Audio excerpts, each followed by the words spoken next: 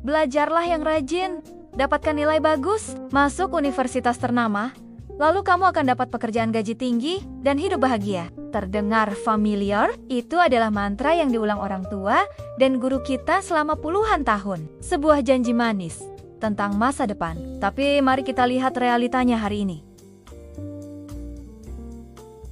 Ribuan sarjana lulus setiap tahun, hanya untuk bersaing memperebutkan lowongan magang yang tidak dibayar. Gelar S1 bertebaran di jalanan, menjadi driver ojol, atau terjebak di pekerjaan admin dengan gaji UMR yang habis di tengah bulan. Jika sekolah memang kunci kesuksesan finansial, kenapa banyak guru ekonomi yang terlilit hutang pinjol? Jika sekolah menjamin masa depan, kenapa pengusaha terkaya di dunia justru seringkali adalah mereka yang drop out atau membangkang dari sistem? Selamat datang di Catatan Kritis. Hari ini, kita akan membongkar kebohongan terbesar yang pernah dijual kepada kita. Sistem pendidikan modern. Untuk memahami kenapa sekolah tidak mengajarimu cara jadi kaya, kita harus kembali ke masa lalu. Tepatnya ke abad 18 di Prusia. Sistem sekolah yang kita jalani sekarang duduk berbaris, menghadap depan, mengangkat tangan untuk bicara, bergerak saat lonceng berbunyi tidak, didesain untuk menciptakan pemikir cerdas atau pengusaha sukses. Sistem ini didesain pada era revolusi industri. Saat itu, para pemilik modal dan raja tidak butuh filosof. Mereka tidak butuh orang yang bertanya, kenapa? Mereka butuh pekerja pabrik. Mereka butuh orang yang 1. Bisa membaca instruksi dasar. 2. Bisa berhitung dasar agar tidak menipu perusahaan. 3. Dan yang paling penting, patuh.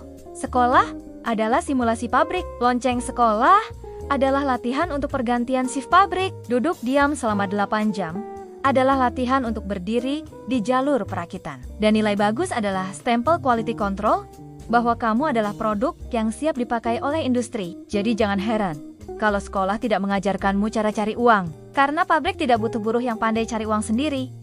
Mereka butuh buruh yang bergantung pada gaji. Coba ingat kembali masa SMA atau kuliahmu. Kita menghabiskan ribuan jam menghafal nama Latin tumbuhan, menghitung kecepatan bola yang menggelinding, atau menghafal tahun berapa perang terjadi. Tapi izinkan saya bertanya, kapan terakhir kali kamu menggunakan rumus mitokondria? Adalah the powerhouse of the cell saat kamu mau bayar cicilan rumah? Sistem pendidikan kita mengalami obesitas informasi, tapi busung lapar keahlian hidup. Kita tidak diajarkan pajak, padahal itu pengeluaran terbesar seumur hidup kita. Kita tidak diajarkan hukum dasar, padahal satu tanda tangan di kontrak yang salah bisa bikin kita sengsara.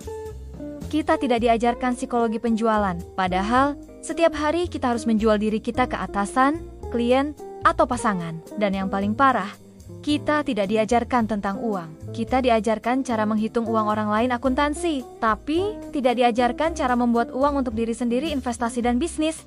Akibatnya,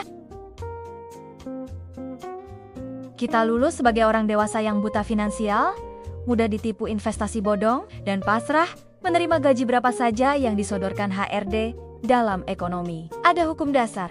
Semakin banyak jumlah barang, semakin murah harganya. Dulu, tahun 70 atau 80, sarjana itu langka. Punya gelar S1 otomatis jadi bos. Tapi sekarang, universitas menjadi bisnis. Mereka mencetak sarjana seperti pabrik mencetak kerupuk. Terjadi inflasi gelar.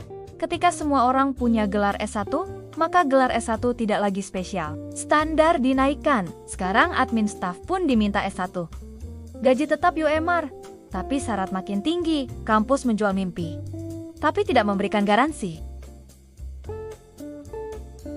Kamu bayar ratusan juta untuk kuliah, tapi begitu lulus, kampus tidak bertanggung jawab kalau kamu menganggur. Ini adalah model bisnis yang sangat jenius bagi mereka, tapi merugikan bagi kamu. Lantas, apakah kita harus bakar ijazah dan berhenti sekolah? Tentu tidak. Pendidikan itu penting, tapi persekolahan itu beda cerita.